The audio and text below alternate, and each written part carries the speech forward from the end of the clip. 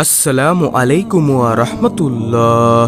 রাতে ঘুমানোর পূর্বে একমাত্র আল্লাহকে খুশি করার জন্য এই দোয়াটি প্রতিদিন ২১ বার পড়লে জীবনে কখনো ঘরে ধন দৌলত সম্পদ রিজিকের অভাব হবে না ইনশাআল্লাহ। এটি পরীক্ষিত শক্তিশালী নবীজির শিখানো একটি দোয়া।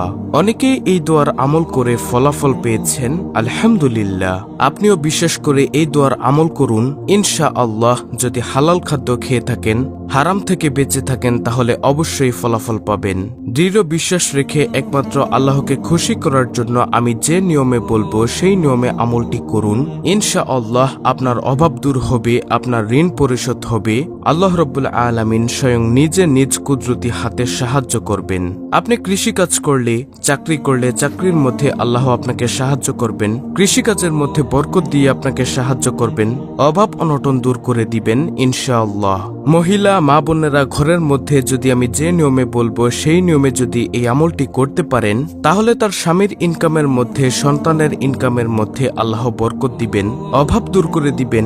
সংসারের মধ্যে চতুর্দিক থেকে আল্লাহর নিয়ামত আসতেই থাকবে ইনশাআল্লাহ। সর্বোপরি কথা হলো, এই দোয়ার আমল করলে আর অভাবের কারণে কষ্ট পেতে হবে না ইনশাআল্লাহ। অভাব দূর হবে, ঋণ থাকলে ঋণ পরিশোধ হবে, বিন্দুমাত্র সন্দেহ নেই। শুধু বিশ্বাস রেখে এই আমলটি করতে হবে। প্রিয় দর্শক, আজকের ভিডিওটি খুবই গুরুত্বপূর্ণ, তাই অনুরোধ করব ভিডিওটি মনোযোগ সহকারে শেষ পর্যন্ত দেখতে থাকুন। তাহলে চলুন বিস্তারিত জেনে নেই। ঘুমানোর পূর্বে কিছু সুন্নত আমল আছে। স্বয়ং রাসূলুল্লাহ সাল্লাল্লাহু আলাইহি ওয়াসাল্লাম এই নিয়মে ঘুমাতেন। আমি সেই ফজিলতপূর্ণ দোয়াটি বলে দিব, কতবার পড়বেন, কিভাবে পড়বেন। তার পূর্বে কষ্ট করে নবীজি যে নিয়মে ঘুমাতেন সেই নিয়ম সম্পর্কে জেনে নিন। ঘুম আল্লাহর নেয়ামত। সুস্থ ও সুন্দরভাবে বেঁচে থাকার জন্য ঘুমের বিকল্প নেই। ঘুমানোর সুযোগ করে দিয়ে মহান আল্লাহ মানুষের প্রতি বড় অনুগ্রহ করেছেন, দয়া করেছেন। সুবহানাল্লাহ। কোরআনুল কারীমের একাধিক আয়াতে ঘুমকে প্রশান্তির বলে উল্লেখ করা হয়েছে, ক্লান্তি দূরকারী বলা হয়েছে। এভাবে আল্লাহ তাআলা বলেন, তিনি স্বীয় রহমতে তোমাদের জন্য রাত ও দিন করেছেন, যাতে তোমরা তাতে বিশ্রাম গ্রহণ করো এবং তার অনুগ্রহ অন্বেষণ করো, এবং যাতে তোমরা কৃতজ্ঞতা প্রকাশ করো। সূরা কাসাস আয়াত নম্বর ৭৩। মহান আল্লাহ তাআলা আরো বলেন, তোমাদের ঘুমকে করেছি ক্লান্তি দূরকারী, আরামদায়ক। সূরা নাবা আয়াত নম্বর ৯। মানুষের বেঁচে থাকার জন্য ঘুম অনেক গুরুত্বপূর্ণ বিষয়। ঘুমের মধ্যেই মুমিন বান্দা প্রশান্তি পায়। এই ঘুমের আগেই রয়েছে কিছু গুরুত্বপূর্ণ আমল, যা মানুষকে সুন্দর ঘুম উপহার দেয়। সুন্দর ঘুমে দূর হয় ক্লান্তি। আর ঘুমের আগের এই আমলগুলো মানুষের জন্য সুন্নত বটে এবং নবীজির আদর্শ।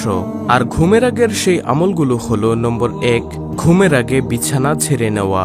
হযরত আবু হুরায়রা রাদিয়াল্লাহু তাআলা আনহু বর্ণনা করেন, রাসূলুল্লাহ সাল্লাল্লাহু আলাইহি ওয়াসাল্লাম বলেছেন, যদি তোমাদের কোনো ব্যক্তি বিছানায় ঘুমাতে যায়, তখন সে যেন তার লুঙ্গির ভিতর দিক দিয়ে নিজের বিছানাটা ঝেড়ে নেয়, কারণ সে জানে না যে বিছানার উপর তার অনুপস্থিতিতে পীড়াদায়ক কোনো কিছু আছে কিনা।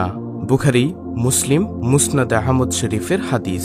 দর্শক, ঘুমানোর পূর্বের দ্বিতীয় নম্বর আমলটি হলো দরজা বন্ধ রাখা। হযরত জাবির ইবনে আব্দুল্লাহ রাদিয়াল্লাহু আনহু বর্ণনা করেন, রাসূলুল্লাহ সাল্লাল্লাহু আলাইহি ওয়াসাল্লাম বলেছেন, যখন সন্ধ্যা হয় তখন তোমাদের সন্তানদের ঘরে আটকে রাখো, কেননা এ সময় শয়তানরা ছড়িয়ে পড়ে। তবে রাতের কিছু অংশ অতিক্রম করলে তখন তাদের ছেড়ে দিতে পারো। আর ঘরের দরজা বন্ধ করবে, কেননা শয়তান বন্ধ দরজা খুলতে পারে না। আর তোমরা আল্লাহর নাম নিয়ে তোমাদের মশকের মুখ বন্ধ করবে এবং আল্লাহর নাম নিয়ে তোমাদের পাত্রগুলোকে ঢেকে রাখবে। কমপক্ষে পাত্রগুলোর উপর কোনো বস্তু আড়াআড়ি করে রাখো। আর শয্যায় যাওয়ার সময় তোমরা তোমাদের প্রদীপগুলো নিভিয়ে দিবে। বুখারী শরীফের হাদিস। তারপরে ঘুমানোর পূর্বে তৃতীয় নম্বর আমলটি হলো অজু করা। হযরত আয়েশা রাদিয়াল্লাহু তাআলা আনহু বর্ণনা করেন, নবী সাল্লাল্লাহু আলাইহি ওয়াসাল্লাম যখন জানাবাতের অবস্থায় ঘুমাতে ইচ্ছা করতেন, তখন তিনি লজ্জাস্থান ধুয়ে নামাজের অজুর মতো করে অজু করে ঘুমাতেন। দলিল বুখারী শরীফের হাদিস। তারপরে ঘুমানোর পূর্বের চতুর্থ নম্বর আমলটি হলো আয়াতুল কুরসি একবার পাঠ করা। বুখারী শরীফের হাদিস।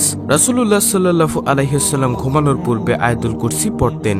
তারপরে পঞ্চম নম্বর আমল, ডান কাত হয়ে শোয়া। হযরত বারআ ইবনে আজিব রাদিয়াল্লাহু তাআলা আনহু বর্ণনা করেন, রাসূলুল্লাহ সাল্লাল্লাহু আলাইহি ওয়াসাল্লাম যখন নিজ বিছানায় বিশ্রামে নিতে যেতেন, তখন তিনি ডান পাশের উপর ঘুমাতেন। বুখারী শরীফের হাদিস। তারপরে ঘুমানোর ষষ্ঠ নম্বর আমল, সতর ঠিক করে ঘুমানো। হযরত বাহজ ইবনে হাকিম রহমতুল্লাহি আলাইহি তার বাবা ও দাদার সূত্রে বর্ণনা করেন, আমি প্রশ্ন করলাম, হে আল্লাহর রাসূল সাল্লাল্লাহু আলাইহি ওয়াসাল্লাম, আমাদের লজ্জাস্থান কতটুকু ঢেকে রাখবো এবং কতটুকু খোলা রাখতে পারবো? রাসূলুল্লাহ সাল্লাল্লাহু আলাইহি ওয়াসাল্লাম বললেন, তোমাদের স্ত্রী ও দাসী ছাড়া সবার দৃষ্টি থেকে তোমাদের লজ্জাস্থান হেফাজত করবে। তিনি আবার প্রশ্ন করলেন, পুরুষরা একত্রে অবস্থানরত থাকলে? তখন রহমাতুল্লিল আলামিন বললেন, যতদূর সম্ভব কেউ যেন আবরণীয় স্থান দেখতে না পারে তুমি তাই করো। আমি আবার প্রশ্ন করলাম, মানুষ তো কখনো নির্জন অবস্থায়ও থাকে। তখন নবীজি বললেন, আল্লাহ তো লজ্জার ক্ষেত্রে বেশি হকদার। ইবনে মাজাহ শরীফের হাদিস। তারপরে ঘুমানোর পূর্বের 7ম নম্বর আমলটি হল উপর না হয়ে শোয়া। হযরত আবু হুরায়রা রাদিয়াল্লাহু তাআলা আনহু বর্ণনা করেন, নবী করিম সাল্লাল্লাহু আলাইহি ওয়াসাল্লাম এক ব্যক্তিকে পেটের উপর হয়ে শুয়ে থাকতে দেখে বললেন, আল্লাহ তাআলা এইরকম শোয়া পছন্দ করেন না। তিরমিজি, মিশকাত। অর্থাৎ আমরা উপর না হয়ে ডান কাত হয়ে শোয়ার চেষ্টা করব ইনশাআল্লাহ। তারপরে ঘুমানোর পূর্বের 8ম নম্বর আমলটি হল বাতি বা আগুন নিভিয়ে ঘুমানো। হযরত সালিম ইবনে আব্দুল্লাহ রহমাতুল্লাহি আলাইহি তার বাবা থেকে বর্ণনা করেন, তিনি অর্থাৎ আব্দুল্লাহ বলেন, রাসূলুল্লাহ সাল্লাল্লাহু আলাইহি ওয়াসাল্লাম বলেছেন, ঘুমের সময় তোমরা তোমাদের ঘরে আগুন জ্বালিয়ে রেখো না। নাসাই শরীফের হাদিস। তারপরে ঘুমের পূর্বের 9 নম্বর আমল স্বপ্নে খারাপ কিছু দেখলে পাশ ফিরে ঘুমানো। হযরত জাবির রাদিয়াল্লাহু তাআলা আনহু বর্ণনা করেন, নবীজি সাল্লাল্লাহু আলাইহি ওয়াসাল্লাম বলেন, তোমাদের কেউ যখন এমন স্বপ্ন দেখে যা সে পছন্দ করে না, তখন সে যেন তার বাম পাশে 3 বার থুতু ফেলে এবং শয়তানের অনিষ্টতা থেকে আল্লাহর কাছে 3 বার আশ্রয় প্রার্থনা করে, আর যে পাশে ঘুমিয়েছিল তা থেকে যেন বিপরীত দিকে ফিরে ঘুমায়। মুসলিম শরীফের হাদিস। 10ম নম্বর আমল, যদি সম্ভব হয় তাহলে সূরা বাকারার শেষ 2 আয়াত তেলাওয়াত করবেন ইনশাআল্লাহ।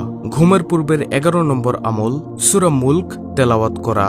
নবীজি সাল্লাল্লাহু আলাইহি ওয়াসাল্লাম বলেছেন, যে ব্যক্তি নিয়মিত সূরা মুলক তেলাওয়াতের আমল করবে সে কবরের আযাব থেকে মুক্তি পাবে। সুবহানাল্লাহ। তিরমিজি শরীফের হাদিস, মুস্তাদরাকে হাকিম। ঘুমের পূর্বের 12 নম্বর আমল সূরা নাস, সূরা ফালাক ও সূরা ইখলাস পড়া। হযরত আয়েশা রাদিয়াল্লাহু তাআলা আনহা বর্ণনা করেন, রাসূলুল্লাহ সাল্লাল্লাহু আলাইহি ওয়াসাল্লাম প্রতি রাতে যখন ঘুমাতে যেতেন তখন নিজের উভয় হাত একসঙ্গে মিলাতেন, তারপর সূরা ইখলাস, সূরা ফালাক, সূরা নাস পড়তেন এবং উভয় হাতে ফু দিতেন। তারপর দেহের যতটুকু অংশ সম্ভব হাত বুলিয়ে নিতেন। তিনি মাথা, মুখমণ্ডল ও শরীরের সামনের অংশ থেকে শুরু করতেন। তিনি এরূপ করতেন 3 বার। দলিল বুখারী শরীফের হাদিস। ঘুমানোর পূর্বের 13 নম্বর আমল সূরা ফাতিহা ও সূরা কাফিরুন পড়া। সূরা কাফিরুন রাতের বিশেষ আমল হিসেবে পরিচিত। হাদিসের একাধিক বর্ণনা এসেছে, এক সাহাবী রাসূলুল্লাহ সাল্লাল্লাহু আলাইহি ওয়াসাল্লামের কাছে আরজ করলেন, আমাকে ঘুমের আগে পড়ার জন্য কোনো একটি দোয়া বলে দিন। তখন তিনি সূরা কাফিরুন পড়তে আদেশ দেন এবং বললেন, এটা শিরক থেকে মুক্তিপত্র। সুবহানাল্লাহ। দলিল আবু দাউদ, তাবরানী শরীফ, তাফসিরে ইবনে কাসির। প্রিয় দর্শক, ঘুমানোর পূর্বের 14 নম্বর আমলটি হল সুবহানাল্লাহ 33 বার, আলহামদুলিল্লাহ 33 বার এবং সবশেষে আল্লাহু আকবার 34 বার পাঠ করা। তারপরে প্রিয় দর্শক, সর্বশেষ ঘুমানোর পূর্বের 15 নম্বর আমলটি হল ঘুমের দোয়া পড়া। হযরত হুযায়ফা রাদিয়াল্লাহু তাআলা আনহু বর্ণনা করেন, রাসূলুল্লাহ সাল্লাল্লাহু আলাইহি ওয়াসাল্লাম রাতে নিজ বিছানায় শোয়ার সময় নিজ হাত গালের নিচে রাখতেন, তারপর বলতেন, আল্লাহুম্মা বিসমিকা আমুতু ওয়াহিয়া। দর্শক, দোয়াটি আমি আবার বলছি, আল্লাহুম্মা বিসমিকা আমুতু ওয়াহিয়া। অর্থ, হে আল্লাহ, আপনার নামেই মরি, আপনার নামেই জীবিত হই। প্রিয় দর্শক, এতক্ষণ ঘুমানোর পূর্বে সুন্নত আমল সম্পর্কে জেনেছেন, আলহামদুলিল্লাহ। এখন শুনুন কোন দোয়াটি কতবার ঘুমানোর পূর্বে পড়লে আল্লাহ নিজ কুদরতি হাতে সাহায্য করবেন ইনশাআল্লাহ। দোয়াটি পড়বেন ডান কাত হয়ে, তারপর ঘুমানোর দোয়া পরে ঘুমিয়ে যাবেন ইনশাআল্লাহ। দোয়াটি পড়তে হবে দৃঢ় বিশ্বাসের সাথে। মনে সন্দেহ নিয়ে দোয়াটি পড়লে কোনো লাভ হবে না, কাজে আসবে না। দোয়াটি 21 বার পড়বেন অথবা তার চেয়েও বেশি পড়তে পারেন, নির্দিষ্ট কোনো সংখ্যা নেই। চেষ্টা করবেন কমপক্ষে 21 বার পড়ার জন্য ইনশাআল্লাহ। দর্শক, দোয়াটি তিরমিজি শরীফের 3565 নং হাদিসের মধ্যে রয়েছে। দোয়াটি হল, আল্লাহুম্মা কফিনি বিহালালিকা আন হারামিকা ওয়া আগনিনি বিফাদলিকা আম্মান সিওয়াক। প্রিয় দর্শক, দোয়াটি আমি আবারও বলছি, আল্লাহুম্মা কফিনি বিহালালিকা আন হারামিকা ওয়া আগনিনি বিফাদলিকা আম্মান সিওয়াক। অর্থ, হে আল্লাহ, হারামের পরিবর্তে তোমার হালাল রুজি আমার জন্য যথেষ্ট করো, আর তোমাকে ছাড়া আমাকে কারো মুখাপেক্ষী করো না, এবং স্বীয় অনুগ্রহ দ্বারা আমাকে সচ্ছলতা দান করো, অভাব দূর করে দাও।